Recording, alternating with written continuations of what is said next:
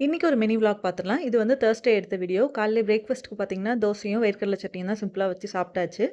இன்னைக்கு லஞ்சுக்கு அண்ணா, அண்ணி எல்லாரும் வீட்டுக்கு வரேன்னு சொல்லியிருந்தாங்க. ஸோ அவசர அவசரமா குக் பண்ணிட்டு இருந்தேன். நெறைய வந்து வீடியோ எடுக்க முடியல என்னால.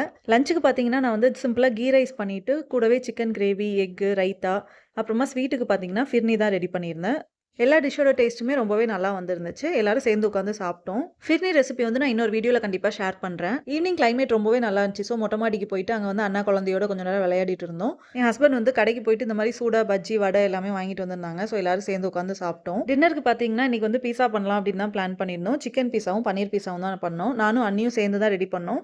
டேஸ்ட் வந்து ரொம்பவே சூப்பரா வந்திருந்துச்சு. நான் இதோட ரெசிபியுமே ஷூட் பண்ணியிருக்கேன். நான் இன்னொரு வீடியோல உங்களுக்கு ஷேர் பண்றேன். அப்புறமா எங்க அண்ணி ஸ்டைல்ல வந்துட்டு நாங்க கார்லிக் பிரெட் ட்ரை பண்ணியிருந்தோம். அதுவுமே டேஸ்ட் ரொம்பவே சூப்பரா இருந்துச்சு. எனக்கு இன்னைக்கு டைம் போனதே தெரியல. டே வந்து ரொம்பவே சூப்பரா போச்சு. உங்களுக்கு டே எப்படி போச்சுன்னு கமெண்ட்ல சொல்லுங்க. நம்ம இன்னொரு நாள் இன்னொரு வீடியோல பார்க்கலாம். அதுவரைக்கும் பாய்.